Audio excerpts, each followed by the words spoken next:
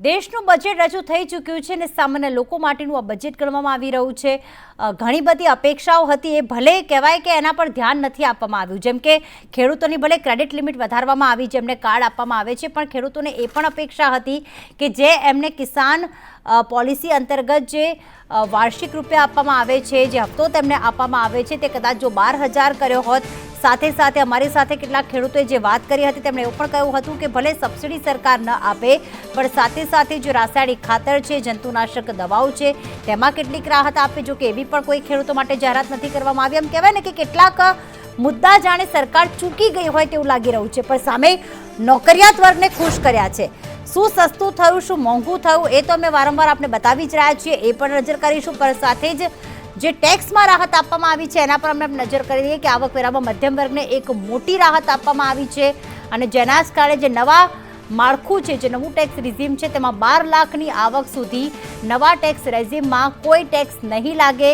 જે standard deduction છે તે પણ 75,000 છે। એનો મતલબ એ કે 12,75,000 સુધી કોઈ ટેક્સ ભરવાનો નહીં આવે અને સાથે જ 18 લાખની જો વાર્ષિક આવક આપની હશે તો એનાથી 70,000નો ફાયદો થશે, કારણ કે એનાથી જે ટેક્સની ટકાવારી છે તે ઘટાડી દેવામાં આવી છે અને ઇન્કમ ટેક્સનો સ્લેબ પણ અત્યારે આપ જોઈ રહ્યા છો કે કેટલો આપે ભરવાનો આવશે। સાથે ઉપર આપણે અમે બતાવી રહ્યા છીએ કે શું સસ્તું થયું, મેડિકલ ડિવાઇસ સસ્તા થયા, જે કેન્સરને લગતી જે ગંભીર બીમારીઓ હતી, કારણ કે સરકારે પણ એવો વિચાર કર્યો કે આ બીમારીઓનું પ્રમાણ ખૂબ વધી રહ્યું છે અત્યારે લાઇફસ્ટાઇલની સાથે, જેના કારણે અમુક જીવન રક્ષક જે 6 જેટલી દવાઓ હતી તે પણ હવે સસ્તી થઈ જશે। ઈ વાહનને, કારણ કે પ્રદૂષણ ખૂબ વધી ગયું છે અને પર્યાવરણને લગતા જે ઈ વાહનો છે તેમાં તે પણ હવે સસ્તા થઈ જશે। સાથે કેટલીક દવાઓ સસ્તી થશે, ચામડાની બનાવટો હશે તે પણ સસ્તું થશે, ઇલેક્ટ્રોનિક વસ્તુ મોબાઈલ છે, ટીવી છે, એ પણ સસ્તા થઈ જશે। તો સાથે સાથે બીજી પણ એક વાત કરી કે ભારતમાં બનતા જે કપડાં હશે તેમાં પણ ડ્યુટી જે છે ઓછી કરવામાં આવી છે, જેના કારણે તે પણ સસ્તા થશે। એટલે કે જો વિદેશના કપડાં પહેરો છો તો મોંઘા પડશે, પણ ભારતના કપડાં, જે ભારતની બનાવટના કપડાં હશે તે આપણને સસ્તા પડશે। એટલે કે કેટલીક રાહતો આપવામાં આવી છે, સસ્તું મોંઘું કરવામાં આવ્યું છે। પણ બીજી વાત એ કે લોકો એવું કહેતા હતા કે મોંઘવારીમાં પણ થોડી રાહત મળવી જોઈએ। આ ટેક્સ સ્લેબથી લોકો ખુશ છે, એ વાતમાં કોઈ બે મત નથી, પણ અત્યારે જે જીવન જરૂરિયાતની વસ્તુઓ છે, દૂધ છે, શાકભાજી છે, તેલ છે, એ બધી જ વસ્તુઓ જે છે એમાં ક્યાંક ઘટાડો કરવામાં આવે કે મોંઘવારીમાં થોડી ઘણી રાહત આપવામાં આવે, કારણ કે જો જીએસટી કાઉન્સિલની બેઠક મળે છે ને એમાં જો કદાચ પેટ્રોલ ડીઝલ સસ્તું થાય તો એની ઇમ્પેક્ટ સીધી ટ્રાન્સપોર્ટેશન પર પડશે। ટ્રાન્સપોર્ટેશનના કારણે જે જીવન જરૂરિયાતની વસ્તુ હશે એ સસ્તી પડશે। લોકોના ખિસ્સામાં અત્યારે ટેક્સના પૈસા બચવાના છે, પણ બીજું એ કે જે બહારથી સામાન અમે લઈને આવ્યા છીએ, એક જે લોકો પ્રતિક્રિયા જે આપી રહ્યા હતા એમાંથી એક સામાન્ય માણસે એ પણ કહ્યું કે સવારે ટૂથબ્રશ કે આપણે સવારે ઉઠીએ ત્યારે પહેલાં પેસ્ટ અને ટૂથબ્રશ યુઝ કરીએ છીએ, એમાં પણ જીએસટી એમાં પણ ટેક્સ લાગે છે। એટલે કે જે જીવન જરૂરિયાતની બેઝિક વસ્તુઓ છે એમાં ટેક્સ નાબૂદી આવે તો થોડું એવું લાગે કે ના, આપણા ઘરમાં હજી વધુ બચત થઈ રહી છે। જેના જ માટે મેડિકલ સ્ટુડન્ટ્સ માટે સારા સમાચાર છે। બીજી ગંભીર બીમારીઓ જે અમુક જ સરકારી હોસ્પિટલમાં એની ઇલાજ થતો હતો એ બધી હોસ્પિટલોમાં જ કરવામાં આવશે। કેન્દ્રીય બજેટ રજૂ થઈ ગયું છે અને મધ્યમ વર્ગને મોટી રાહત આપતો ટેક્સ સ્લેબ જાહેર કરાયો છે। આપણી સાથે અલગ અલગ ઉદ્યોગકારો છે, આપણે તેમની સાથે વાત કરીએ। શું કહેશો, જે પ્રકારે બજેટ જાહેર કરાયું છે, મોટી રાહત શું ને મોટી જે અપેક્ષા હતી એમાં કોઈ નિરાશા મળી છે કે કેમ? બિલકુલ નહીં, ખૂબ સારું બજેટ છે। દરેક ક્ષેત્રે ખૂબ સારા સુધારા, પ્રોત્સાહક પગલાં અને ખાસ કરીને જે ઇન્કમ ટેક્સનો સ્લેબ 12 લાખનો કર્યો એ ખૂબ આવકારદાયક છે, જેનાથી માર્કેટમાં લિક્વિડિટીનો ફ્લો વધશે અને વિકાસ થશે। તમે શું કહેશો, બજેટની અંદર સૌથી મોટી હાઇલાઇટ શું? બજેટમાં સૌથી મોટી હાઇલાઇટ કૃષિને પ્રોત્સાહન આપ્યું છે, એઆઈને પ્રોત્સાહન આપ્યું છે, ઇન્કમ ટેક્સમાં બેનિફિટ આપ્યા છે। એટલે આ બજેટ ઓવરઓલ બહુ સારું છે, સામાન્ય પબ્લિકને બહુ જ આવકાર્ય રહેશે। શું કહેશો, તમે નાના ઉદ્યોગકારોને રાહત આપવાની કોશિશ કરી છે? એમએસએમઈ માટે આ બજેટમાં ઘણા બેનિફિટ આપ્યા, જેથી એમએસએમઈનો નાના ઉદ્યોગને બહુ જ પ્રોત્સાહનમાં મળશે। શું કહેશો જયંતિભાઈ, તમે ઓટોમોબાઈલ અને અન્ય ક્ષેત્રની અંદર શું રાહત? ઓટોમોબાઈલ અને અન્ય ક્ષેત્રમાં એમએસએમઈને ખૂબ મોટો બેનિફિટ થયો છે, સાથે સાથે ખેતીને પણ બેનિફિટ છે અને જે ઇન્કમ ટેક્સનો સ્લેબ વધાર્યો છે ને એ આપણે હાઈ જમ્પ આવશે, એના કારણે આપણે એમએસએમઈને બહુ મોટો ફાયદો થશે. રાજુભાઈ શું કહેશો બજાર ઓલ ઓવર? ખાસ કરીને આ બજેટમાં એવી અપેક્ષાઓ હતી કે સામાન્ય વર્ગ મધ્યમ વર્ગને ફાયદો થાય એના માટેની જે ટેક્સ વધારે 12 લાખ સુધીની જે મર્યાદા કરવામાં આવી એનાથી ઘણી રાહત થઈ છે લોકોને. વીપી શું કહેશો તમે બજેટમાં સૌથી મોટી હાઇલાઇટ શું? સૌથી મોટી હાઇલાઇટ કરો સર્વાંગી બજેટ કહી શકાય જેને. એ ખેડૂતો ખુશ, મધ્યમ વર્ગ ખુશ, નારી શક્તિ ખુશ, ઉદ્યોગકારો ખુશ, નાના ઉદ્યોગકારો ખુશ અને આમ જનતાને લાગે વળગે ત્યાં સુધી ઇન્કમ ટેક્સનો સ્લેબ 10 લાખ કે પાર, 10 કે પાર 12 લાખ. બિલકુલ, તો જે પ્રકારે મધ્યમ વર્ગને સ્માઇલ આપવાની વાત ગઈકાલે જ પીએમ સહિતના નેતાઓએ કરી હતી અને હવે દેશભરની સાથે રાજકોટના ઉદ્યોગકારો છે, સામાન્ય લોકો છે, તમામ લોકો આ બજેટને આવકારી રહ્યા છે. કેમેરામેન માધવ ભટ્ટ સાથે મયુર સોની, સંદેશ ન્યૂઝ, રાજકોટ. તો જે લોકો સામાન્ય લોકો સાથે વાત કરવામાં આવીને એમણે કહ્યું કે ગૃહિણીઓ ખુશ છે, નોકરિયાત વર્ગ ખુશ છે, ઉદ્યોગકારો ખુશ છે, તો પછી કોઈ એવું તો નથી ને કોઈ નાખુશ રહી ગયું હોય. ધ્રુવેનભાઈ, અત્યારે અમે જ્યારે ચર્ચા કરી રહ્યા હતા ત્યારે એમણે કહ્યું કે 2-3 મુદ્દા મારે હજી સ્પષ્ટતા કરવી છે. ધ્રુવેનભાઈ, હજી શું કહેવા માંગશો આપ? કારણ કે બધા ખુશ છે, પણ શું હજી પણ એવું લાગે છે કે કોઈ ગૂંચવણ છે આમાં? વારંવાર રજૂઆતમાં એવું જોવા મળ્યું કે કરના માળખાના ટેક્સ સ્લેબમાં સુધારો કરવામાં આવ્યો છે, પરંતુ એવું ધ્યાન દોરવા માંગીશ સંદેશના જાગૃત દર્શકોને કે કલમ 87A હેઠળની લિમિટ વધારવામાં આવી છે 7 લાખની 12 લાખ. કોઈ 12 લાખ સુધીની મુક્તિ મર્યાદા નથી. એટલે જે ભ્રામક ચર્ચાઓ કરવામાં આવે છે, જેમ પલકભાઈએ વાત કરી કે ટેક્સ સ્લેબ તો 4 લાખથી ચાલુ થઈ અને 25 લાખ સુધીનો જેમ એમને એમના રેટ દર્શાવ્યા અને વારંવાર આપણી સ્ક્રીન પર આવી રહ્યા છે, પરંતુ આ 12 લાખ રૂપિયા કેવી રીતે? તો જે 7 લાખ રૂપિયા સુધીની ડિડક્શન્સ મળતું હતું કલમ 87 એમાં રિબેટની જે મળવાની વાત હતી એ રિબેટ 7 લાખની બહાર કરવામાં આવી છે. એટલે કોઈ સ્લેબ એવા 12 લાખ સુધીમાં બધાને લાગુ નથી પડતા, પરંતુ આ પગારદાર કર્મચારીઓ માટેની જે રિબેટની વાત છે આ માત્ર એની જ વાત કરવામાં આવી છે. બિલકુલ, આપણે ફક્ત જો કરદાતાના કરના માળખાની જો વાત કરીએ એના સિવાય પણ કેટલીક સરસ રજૂઆત કરવામાં આવી છે. એમાં પહેલાં એવું હતું કે પોતાનું માલિકીનું મકાન માત્ર એક મકાન જ બાદ મળતું હતું, એટલે કે બીજા મકાન પર આપણે એનું નોશનલ રેન્ટ ભલે એ ભાડે ગઈ હોય કે ન હોય, પરંતુ એની ફેર માર્કેટ વેલ્યુ પ્રમાણે કે સ્ટાન્ડર્ડ રેન્ટ પ્રમાણે એનું ભાડું આવક તરીકે દર્શાવી અને આવકવેરા પત્રકમાં એ ટેક્સ માટે ઓફર કરવામાં આવતું હતું. આ અંદાજપત્રની અંદર નાણામંત્રીશ્રીએ ખૂબ સરસ રજૂઆત કરવામાં આવી. એક ઘર નહીં પરંતુ 2 ઘરની વાત કરવામાં આવી છે. એટલે સેલ્ફ ઓક્યુપાઈડ પ્રોપર્ટી હવે જે એક બાદ મળતી હતી જે હવે 2 મળવાની છે. એટલે માત્ર ટેક્સના સ્લેબથી આવકવેરામાં ઘટાડો થયો છે એવું મારવાનું કારણ નથી, પરંતુ જેમને 2 મકાન છે એટલે એમને ટેક્સના કરનો તો જે લાભ મળે છે તો હવે મળવાનો જ છે. એના સિવાય જે બીજું ઘર પોતાની સ્વમાલિકીનું હતું જે ભૂતકાળમાં એમાં ભાડું ઓફર કરવામાં આવતું હતું ને એના પર ટેક્સ આપવામાં આવતો હતો, તો હવે ટેક્સની પણ વાસ્તવિક બચત હવે કરદાતાને થવાની છે. બિલકુલ, જે અત્યારે મેહુલભાઈએ વાત કર્યું હતું સિનિયર સિટીઝનની આવકને TDS ભરવાની વાત હતી. 2017થી રેલવે બજેટ તો બિલકુલ આમ કહેવાય ને કે દેખાતું જ નથી કે રેલવે બજેટનું બસ આટલું ફાળવવામાં આવે છે. રેલવેમાં શું બદલાવ લાવવામાં આવશે, શું કરવામાં આવશે? વંદે ભારત ટ્રેન આવીને ખાનગીકરણ તો થઈ રહ્યું છે, તો દેખાઈ રહ્યું છે, પણ આમાં સિનિયર સિટીઝન જ્યારે રેલવેમાં મુસાફરી કરે છે, જે એમને પહેલાં છૂટછાટ મળતી હતી, જે 50% છૂટછાટ મળતી હતી, આ વખતે એ પણ અપેક્ષા હતી કે એમને એ કન્સેશન ફરી આપવામાં આવે, પણ એ પણ કંઈક મુદ્દો છૂટી ગયો નથી લાગતું પલકભાઈ? મેડમ, આપણે વાત કરીએ તો રેલવે બજેટની સિનિયર સિટીઝનને 2017થી નાબૂદ કરી દીધું બધા જાણે છે, પણ આ વખતે કંઈ છંછેડ્યો બી નહીં એ વાતને. હા, 2018થી અત્યાર સુધી છંછેડ્યો નથી. તમારી વાત સાચી છે કે કોઈક બેનિફિટ આપવો જોઈએ, પણ જે સુવિધા અત્યારે રેલવે આપી રહી છે, જે 2017 પહેલાં આપી રહી હતી ને અત્યારની જે સુવિધા રેલવે આપી રહી છે એમાં આસમાન જમીનનો ફરક છે. અને એટલે જ અત્યારે રેલવેમાં મુસાફરી કરનારો વર્ગ કે મુસાફરી કરનારા પેસેન્જરની સંખ્યા વધી છે, ભલે કોઈ આવા બેનિફિટ નથી તો પણ. અને એ કદાચ ફેસિલિટી ગવર્મેન્ટ આપી રહી છે અને સામે એનું એક જે કહી શકાય ને પર્ટિક્યુલર રેટ્સ એના લઈ રહી છે, એની જોડે એને કદાચ આપણે સરખામણી કરીએ તો એ ઘણી સારી સેવા ગવર્મેન્ટ આપી રહી છે. ઓકે, એટલે ફેસિલિટીની સામે સિનિયર સિટીઝન ભલે 100% ટિકિટના પૈસા ભરે.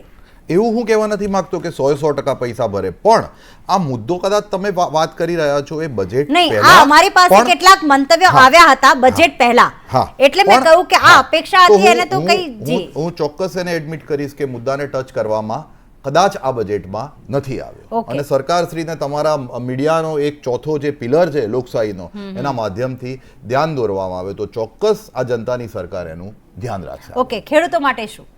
ખેડૂતો માટે મેડમ ઘણા બેનિફિટ, 3 લાખનું તમે કીધું એ પ્રમાણે 5 લાખ રૂપિયાની કિસાનની લોન કરી આપી ક્રેડિટ કાર્ડ ઉપર. બીજું, બિયારણો માટે ઘણી બધી ફેસિલિટી કરી આપી. થર્ડ, ખેડૂત માટે પણ બીજા ઘણા બધા બેનિફિટ સરકારશ્રીએ આગળ પણ આપેલા છે, અત્યારે પણ આપેલા છે. ધારો કે આગળની સરકારોની વાત કરીએ તો એમાં ખેડૂતોના ખાતામાં ડાયરેક્ટ રૂપિયા જમા નહોતા થતા, અત્યારે વર્ષોથી આ ખાતામાં ખેડૂતોના ખાતામાં ડાયરેક્ટ રૂપિયા જમા થઈ રહ્યા છે. દરેક ખેતરમાં વીજળી અને પાણીની સુવિધા આપણા ગુજરાતમાં તો તમે જુઓ પહોંચાડવાનો પ્રયત્ન કરી રહ્યા છે કે પહોંચાડી રહ્યા છે. તો આ બધા બેનિફિટ ખેડૂતોને છે જ, અને ખેડૂત અને મધ્યમ વર્ગ સરકારથી એકદમ ખુશ છે. બિલકુલ. મેહુલભાઈ, શું કહેવા માંગશો? ખરેખર ખાલી ગુજરાતની જો વાત કરીએ, ગુજરાતનો ખેડૂત ખુશ છે. ફ્રી વીજળીની વાત કરવામાં આવે તો રાત્રે વીજળી આપવામાં આવે. ઘણી બધી એવી છે કે કેનાલો તૂટી જતી હોય છે અને એનું રિપેર નથી કરવામાં, જેના કારણે પાણી ત્યાં નથી પહોંચતું. કેટલાક ખેડૂતોએ સવારે અમારી સાથે વાત પણ કરી હતી, રાજકોટના, સૌરાષ્ટ્રના કેટલાક ખેડૂતોએ, એમણે એ જ કહ્યું હતું કે જે ખાતર મળવું જોઈએ તે ખાતરો માટે લાંબી લાંબી કતારો લગાવવી પડે છે, જંતુનાશક દવાઓ માટે કતારો લગાવવી પડે. તો ખરેખર ખેડૂત ખુશ છે ખરી? જેમ તમે જોયું બેન કે જેમ જેમ સમય જશે, બજેટ જે પૂરું થયું એના પછી તમે જોયું કે બધા પલકભાઈ કે જે મિત્ર કે પછી બધા ખુશ થઈને બહુ જોરદાર છે. જેમ જેમ સમય જાય છે એમ એની ખામીઓ બી, જેમ કે અત્યારે હાલ પલકભાઈએ સ્વીકાર્યું કે જે ભાડામાં કોઈ રાહત ના આપવામાં આવી. તો એવી બીજી જો વાત કરવામાં આવે તો અત્યારે હાલ એમણે વાત કરી કે અત્યારે ખેડૂતોના ખાતામાં ડાયરેક્ટ જે 1200 રૂપિયા જમા કરાવવામાં આવે છે. અગાઉની સરકાર નથી કરતી, પણ પલકભાઈ અગાઉની સરકાર યુરિયા કે બીજા કોઈ ખાતરો ઉપર પણ કોઈ ટેક્સ નથી લેતી, ટ્રેક્ટર કે બીજા જે સાધનો હતા એના ઉપર પણ કોઈ ટેક્સ નથી લેતી. તો આ જે સરકાર છે તમે આપો છો એના કરતાં વધારે તો લેતા હો છો હંમેશા. તો એક એ બાબત છે. બીજા જે અમુક પોઈન્ટ્સ જો ચર્ચા કરવામાં આવે તો જે અત્યારે હાલ જે ટેક્સ સ્લેબમાં ફેરફાર કરવામાં આવ્યા છે કે પછી જે 12 લાખ સુધી કોઈ ટેક્સ નહીં ભરવાનો વાત કરવામાં આવે છે, તો હું સૌથી પહેલાં તો પલકભાઈને પૂછવા માગીશ કે ટોટલ ટેક્સ ફાઇલ કરનારા વ્યક્તિઓ કેટલા? તો એમાં 6 કરોડ 77 લાખ છે. આનો ફાયદો વધુમાં વધુ એટલા લોકોને જ મળશે. આ જે ઇન્કમટેક્સના હાઈપ ઊભો કરવામાં આવતો હોય છે કે સરકારે બધાને ખુશ કરી દીધા, એમાં પણ જો તમે નોકરીમાં હશો તો જ આ ફાયદો મળશે. જો તમે તમારી બીજી કોઈ ઇન્કમ હશે, સપોઝ કે કેપિટલ ગેઇન, તો એનો ફાયદો નહીં મળે. તો કદાચ આ 4-5 કરોડ લોકોને મળશે, જે પણ આવકાર્ય છે. હું એમ નથી કહેતું કે ખોટું કર્યું છે, પણ ખાલી 5 જે આપણી જે વસ્તી છે કે 140 કરોડ, એમાંથી 5 કરોડ લોકોને જ આનો ફાયદો એક તો મળશે. એ વાત ભૂલવી ના જોઈએ. બીજી વસ્તુ એક તમને જણાવું કે જે અત્યારે હાલ બીજેપીના જે ફિક્કીમાં હતા, જે મારા મિત્ર, એમણે વાત કરી કે ઇકોનોમી બૂસ્ટ થશે, પણ તમે જુઓ તો ખરા કે શેરબજારે આ બજેટને નકાર્યું છે. જો સારું હોત ઇકોનોમી માટે તો શેરબજાર પણ વધ્યું હોત, જે નથી થયું. તો આ એ ફક્ત ઇન્કમટેક્સમાં જે મર્યાદા વધારીને, અને એ બી જે મેં કીધું એ પ્રમાણે એક ભ્રામક વસ્તુ કે એનાથી ખરેખર કેટલા લોકોને ફાયદો થશે. તો આ તો મેં ટોટલ જે ટેક્સ રિટર્ન ભરી રહ્યા છે એમનો આંકડો કીધો, એમાંથી કેટલાય નિલ રિટર્ન ભરવાવાળા હશે. તો કદાચ 1-2 કરોડ લોકોને ફાયદો થશે, જે પણ આવકાર્ય છે. એક વ્યક્તિને ફાયદો થાય તો પણ હું એને આવકારું છું, પણ એટલો મોટો હાઈપ ઊભો કરી દેવાની જરૂર નથી કે એનાથી ઇકોનોમીમાં બહુ મોટો ફેરફાર થઈ જશે, કારણ કે શેર બજારે પણ એ વસ્તુ નકારી છે. મેં રેલવેની વસ્તુ એટલા માટે પૂછી છે, આપે કહ્યું ને કે આ વાત પહોંચાડવામાં આવશે. પલકભાઈ એવું કહ્યું, રેલવેના સ્ટોક જે સવાર સુધી બધા અપ બતાવતા હતા, ઇવન ઘણા બધા ઇન્વેસ્ટર્સે રેલવે સ્ટોકમાં ઇન્વેસ્ટ કરવા માટે પણ કીધું, તો અત્યારે બધા રેલવેના સ્ટોક ડાઉન ચાલી રહ્યા છે, કારણ કે રેલવેના બજેટની કોઈ જાહેરાત નથી થઈ. એટલા માટે મેં આ પ્રશ્ન પૂછ્યો. એટલે આપે જે વાત કરી એ પ્રશ્ન, અને સાથે સાથે બીજું બી, જેમ કે એક 12 લાખ ને જે 12 લાખની ઘણી બધી ચર્ચા થઈ રહી છે, એના માટે જો તમારી ઇન્કમ 12 લાખ રૂપિયા હશે તો તમારે ટેક્સ 0 ભરવાનો છે. પણ જો તમારી ઇન્કમ 12,05,000 હશે તો તમારે ટેક્સ આવે છે 80,000 રૂપિયા. ઓલમોસ્ટ મેં જો કદાચ ગણતરીમાં ભૂલ થતી હોય તો સુધારી શકે છે. તો 5,000 જો તમે વધારે કમાશો તો 80,000 તમારી પાસેથી લઈ લેવામાં આવશે. તો આ જે બધું છે, જે કોમ્પ્લેક્સ બનાવવાની વાત છે. બીજું ખાસ જોવામાં આવે તો હેલ્થ સેક્ટરમાં ગઈ વખત કરતાં કોઈ વધારે એલોકેશનમાં ફેરફાર કરવામાં નથી આવ્યો, થોડુંક માર્જિનલી વધેલું છે. એજ્યુકેશન સેક્ટરમાં પણ 6%-7% જેટલો જ ફેરફાર કરવામાં આવ્યો છે. તો આપણને સરકારી શાળાઓ અને સરકારી હોસ્પિટલોની હાલત અત્યારે શું છે, ખ્યાલ છે. કોવિડ પછી ઘણી બધી બીજા દેશની સરકારોએ હેલ્થ સેક્ટર પાછળ વધુમાં વધુ રૂપિયા ખર્ચવાનું બિલકુલ. અત્યારે આપણે ટેક્સ ભરનાર કરદાતાઓ છે એમને પ્રાપ્ત થઈ છે ઇન્કમ ટેક્સ ભરનાર વ્યક્તિઓ પોતે કામ કરી, મહેનત કરી, પોતે સાહસ કરી, ધંધો કરી અને આવક મેળવતા હોય છે. એ આવક એમની પાસે વધારે રહે અને એના ઉપર ઇન્કમ ટેક્સ ઓછો લાગે એવું દર વખતે દર બજેટમાં બધાની લાગણી હોય છે. આ વર્ષના બજેટમાં નિર્મલાજીએ 12 લાખ રૂપિયા સુધીની આવક ધરાવનાર વ્યક્તિઓને કોઈપણ જાતનો ટેક્સ ઇન્કમ ટેક્સના સ્વરૂપમાં ચૂકવવો નહીં પડે એ પ્રમાણેની મોટી જાહેરાત કરી દેશના ઇન્કમ ટેક્સ ભરનારા કરોડો નાગરિકોને રાહત આપી છે, આનંદ થાય એવો એમણે જાહેરાત કરી છે. અને એનું રિફ્લેક્શન પણ અત્યારે દેખાઈ રહ્યું છે કે મધ્યમ વર્ગના નાગરિકો સરકારી નોકરી કે ખાનગી નોકરી કરતા જે મર્યાદિત અને બાંધી આવક ધરાવતા પરિવારો છે એમને આ રાહતથી ફાયદો થયો છે. એ સિવાય બીજી પણ જે રાહતો આપી છે એમાં અત્યારે પર્યાવરણ બચાવવા માટે, પર્યાવરણ જાળવવા માટે પેટ્રોલિયમ પ્રોડક્ટના ખર્ચા, વિદેશી ઊંડિયામણ બચાવવા માટે મોટા પ્રમાણમાં કાર, ઇલેક્ટ્રિક કારનો ઉપયોગ વધે એ માટે સરકાર પ્રયત્ન કરી રહી છે. કારને પ્રમોટ કરવા માટે સરકાર તરફથી એના ટેક્સમાં પણ રાહત આપવામાં આવી છે.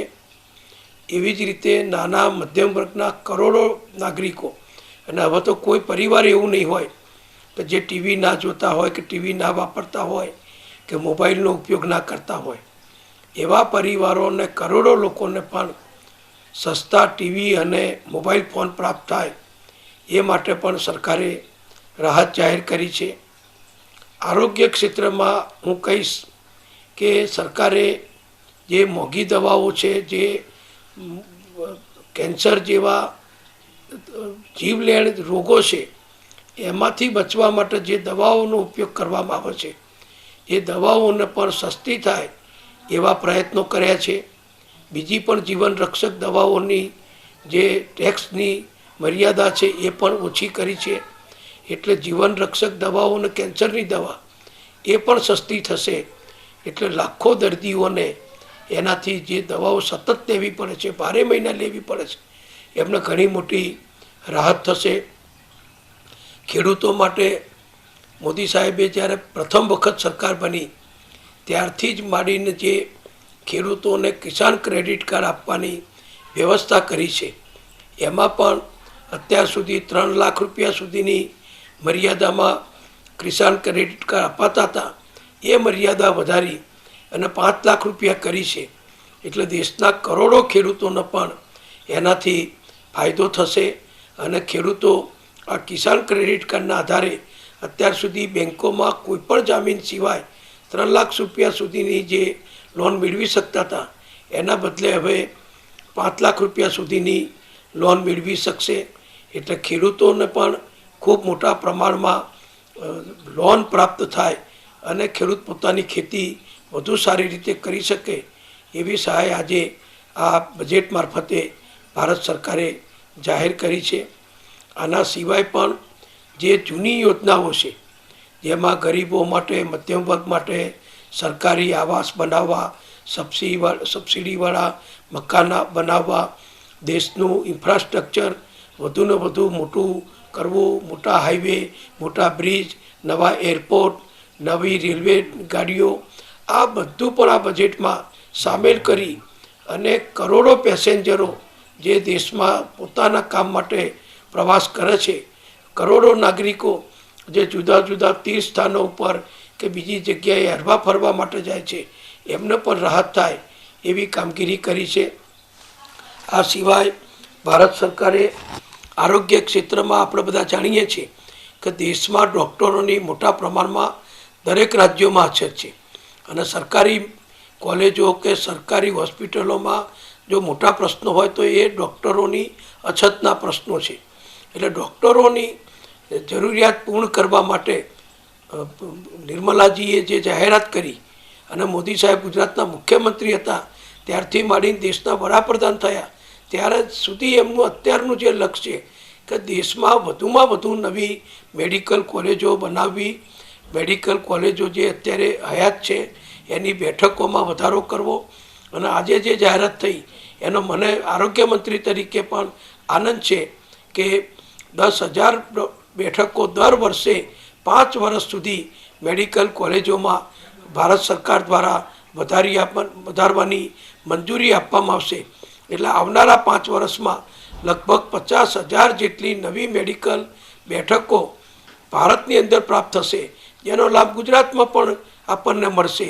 એટલે જે તેજસ્વી હોશિયાર વિદ્યાર્થીઓ અત્યાર સુધી પરદેશમાં જઈ અને એમને રશિયામાં કે યુક્રેનમાં કે ચીનમાં કે ફિલિપિન્સમાં કે વિયેટનામમાં આવા દેશોમાં જઈ અને આપણા વિદ્યાર્થીઓને મેડિકલનો અભ્યાસ કરવો પડતો હતો, એમને હવે ભારતમાં જ વધુ બેઠકો પ્રાપ્ત થતાં ડૉક્ટર બનવાની ઓછા ખર્ચે ઘર આંગણે ભારતમાં જ ડૉક્ટર બનવાની સુવિધા પ્રાપ્ત થશે.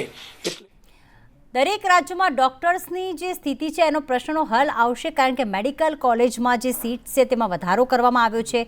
સાથે જે લોકો IITમાં અભ્યાસ કરવા માંગતા હોય અને કદાચ રહી જતા હતા પણ એના પર પણ બેઠકો બમણી કરવામાં આવી, એટલે કે વિદ્યાર્થીઓ માટે આ ખાસ મોટી જાહેરાત કરવામાં આવી છે. અને આજે સવારથી કહેવાય ને કે આ શનિવારે આજે શેર માર્કેટ ચાલુ રહ્યું છે અને સવારથી માર્કેટ પોઝિટિવ ટ્રેડ કરી રહ્યું હતું, પણ બજેટ પૂર્ણ થયા બાદ જ્યારે ઇન્કમ ટેક્સની જાહેરાત થઈ ત્યારબાદ તરત જ માર્કેટ એકદમ 100 પોઈન્ટ ડાઉન હતું, તરત જ 50 પોઈન્ટ અપ ગયું અને ફરી અત્યારે માર્કેટ નેગેટિવ ટ્રેડ કરી રહ્યું છે. સેન્સેક્સ 280 પોઈન્ટ તૂટ્યો છે. નિફ્ટી પણ અત્યારે જે છે એ હાલમાં નેગેટિવ ટ્રેડ કરી રહી છે. જયદેવભાઈ માર્કેટ એક્સપર્ટ અમારી સાથે જોડાઈ ગયા છે. જયદેવભાઈ, આ શું સંકેત આપી રહ્યું છે કે શેર માર્કેટે બજેટને આવકાર્યું નથી કે શું?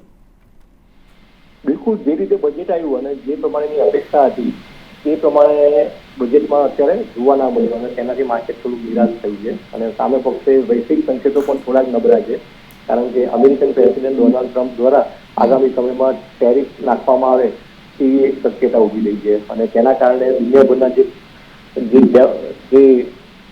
બ્રિક્સ કન્ટ્રી છે અને તેના જે સ્ટોક માર્કેટ છે તેમાં અત્યારે નેગેટિવ કારોબાર ચાલી રહ્યો છે.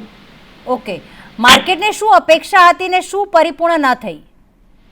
બિલકુલ, માર્કેટની અપેક્ષા એવી હતી કે ભાઈ ડિસઇન્વેસ્ટમેન્ટનું જે ટાર્ગેટ છે તેના માટે ગવર્મેન્ટ કોઈ કારગત પગલાં લે, અને ગત વર્ષે પણ ડિસઇન્વેસ્ટમેન્ટના ટાર્ગેટમાં 50,000 કરોડ રૂપિયાની ટાર્ગેટ આપ્યું અને તેની સામે 9,000 કરોડ રૂપિયાનું ડિસઇન્વેસ્ટમેન્ટ થયું હતું. તો આ વખતે પણ કોઈ ઠોસ પગલાં લેવામાં આવ્યા હોય તેવું દેખાતું નથી.